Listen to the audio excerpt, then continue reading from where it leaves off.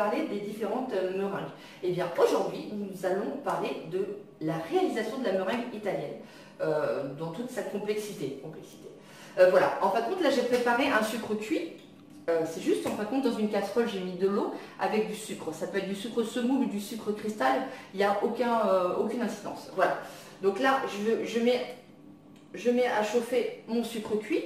Dans un premier temps, je le fais chauffer à 114 degrés. Voilà.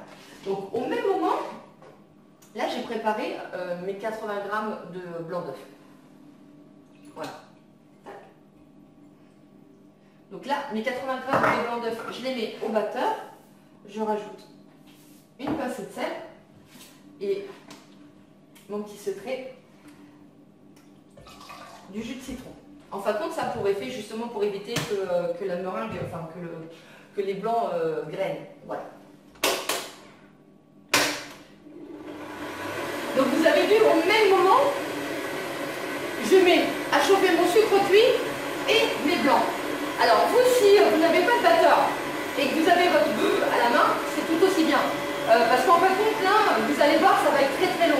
Bon, on va faire un petit coupage, mais ce que je veux dire, c'est que ça va être très long. Pourquoi? Parce que mon batteur, mon bol n'est pas du tout adapté à la quantité de blanc d'œuf. Et donc, en fin de compte, il va un petit peu ramer.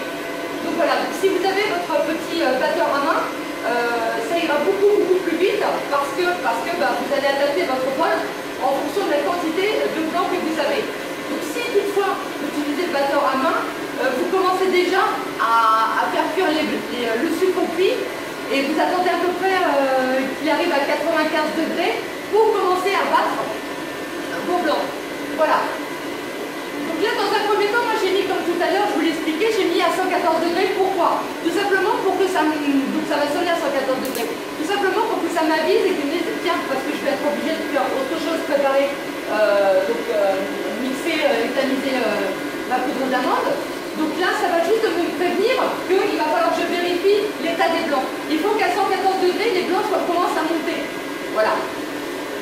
Et donc à 114 degrés, je vais augmenter la vitesse du batteur de façon à ce que les blancs soient bien montés et qu'ils arrivent à la consistance de ciré lorsque mon sucre atteindra la température de 118 degrés. Voilà, une fois que ça arrivera à 118 degrés, je vais verser mon sucre cuit directement sur les blancs. Voilà, en petits filets. Ça va en fin de compte, comme je l'ai dit dans la précédente vidéo, ça va en fin de compte coaguler, ça va serrer les blancs, ça va les stériliser. Et ça va vous donner en fin de compte une meringue ferme, brillante, compacte. Voilà. Donc voilà, maintenant on reprend. Le sucre cuit arrive à 114 degrés. Je fais maintenant, la meringue a commencé à bien monter, donc j'ai augmenté la vitesse du batteur jusqu'à ce que mon sucre cuit arrive à 118 degrés.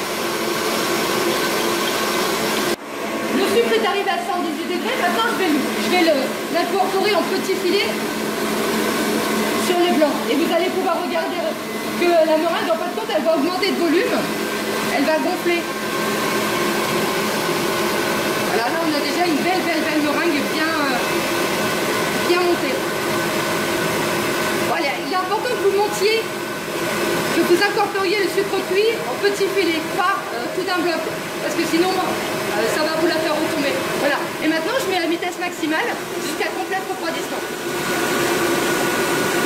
J'ai la vitesse maximale et je vais laisser travailler jusqu'à complète refroidissement de la meringue italienne. Chose faite.